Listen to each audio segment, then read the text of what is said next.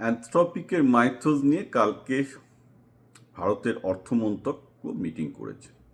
কারণ এই মাইথোজ কাজে লাগিয়ে যারা অনলাইন ব্যাংক ডাকাতি করে অনায়াসেই ব্যাংক ডাকাতি করতে পারবে। কারণ ভারতীয় ব্যাংক বলুন, আমেরিকান ব্যাংক বলুন, কারুরই ডিজিটাল পেমেন্ট সিস্টেম আর সুরক্ষিত নয়। আর ভারতের তো যে ইউপিআই সিস্টেম সেটাও সুরক্ষিত নয়। কেন বলছি কথা? 2 সপ্তাহ আগে আমি এটা নিয়ে আগেই ভিডিও করেছি। আপনারা সেই ভিডিওটা ইউটিউব গিয়ে দেখুন। যখন মাইথোজ যেদিন রিলিজ হলো তার পরের দিনই অ্যানথ্রপিকের সিইও ডায়েরিও জানিয়ে দিয়েছিল তারা এটা রিলিজ করছেন না যতক্ষণ না পর্যন্ত পৃথিবীর সমস্ত ব্যাংকিং সিস্টেমগুলো তাদের নিরাপত্তা সুরক্ষিত করতে না পারে। কারণ টেস্টিংয়ের সময় দেখা গেছিল যে সমস্ত ব্যাংকের নিরাপত্তায় অর্থাৎ অনলাইন নিরাপত্তায় ঘাটতি আছে। মনে রাখবেন আজকে আপনার সমস্ত ট্রানজ্যাকশন অনলাইন হচ্ছে আর অফলাইন ব্যাংক নেই। অতএব সেই অনলাইনে যদি নিরাপত্তায় ঘাটতি থাকে তাহলে কিন্তু আপনার টাকা ফাঁকা হাওয়া হয়ে যেতে পারে, দিনে অনলাইন ব্যাংক ডাকাতে হবে। এখানে একটা বৃহত্তর প্রশ্ন চলে আসছে। বৃহত্তর প্রশ্নটা হচ্ছে এই যে তাহলে কি আমরা এআইয়ের মতো দৈত্যকে আমরা তাহলে কী করে আটকাবো, রাইট? এখন এমন অবস্থা হয়ে গেছে না এই সাপের ব্যাং গেলার মতো। যেমন ধরুন এখন যদি এই অ্যানথ্রপিকের অ্যাটাক থেকে বাঁচতে হয় তাহলে আপনাকে আবার এইসব ইউপিআই অনলাইন পেমেন্টের এত বড় বড় সুবিধা বাদ দিয়ে আবার পুরনো যুগে চলে যেতে হবে যেখানে মানুষ শুধু ক্যাশে ট্রানজ্যাক্ট করত। সেটা হলে অর্থনীতি ধ্বংস হয়ে যাবে। কারণ এখন সবাই অনলাইনে ডিপেন্ডেন্ট, অনলাইন আসে সবাই সুবিধা হয়ে গেছে।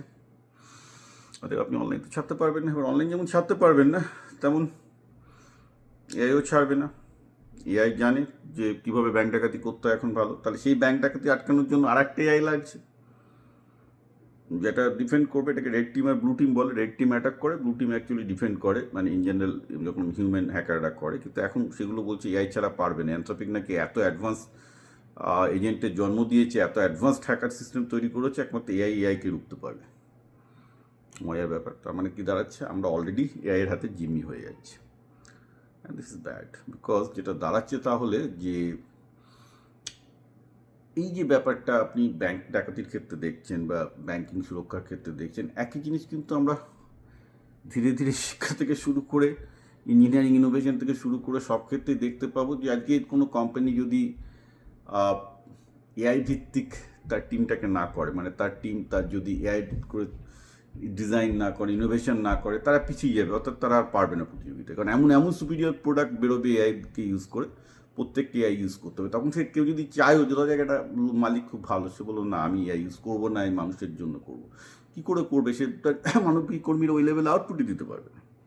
অতএব আমরা অলরেডি চাই আর না চাই, আমি যেটা দেখতে পাচ্ছি একটা, কিন্তু আমরা এআইয়ের দাসত্ব স্লেভারি স্বীকার করে নিচ্ছি। প্রবাবলি আমরা সেই লুপে অলরেডি চলে এসেছি, আর কোনো উপায় নেই। অতএব যে ভয়গুলো পাওয়া হচ্ছিল সেই যুগে ঢুকে গেছি। কিন্তু এই যুগে আবার বলছি অ্যাডভান্টেজও আছে। অবভিয়াসলি অনলাইনকে কাজে লাগিয়ে, এআইকে কাজে লাগিয়ে এখন অনেক অপরচুনিটিও তৈরি হচ্ছে। অপরচুনিটিটাই নিতে হবে।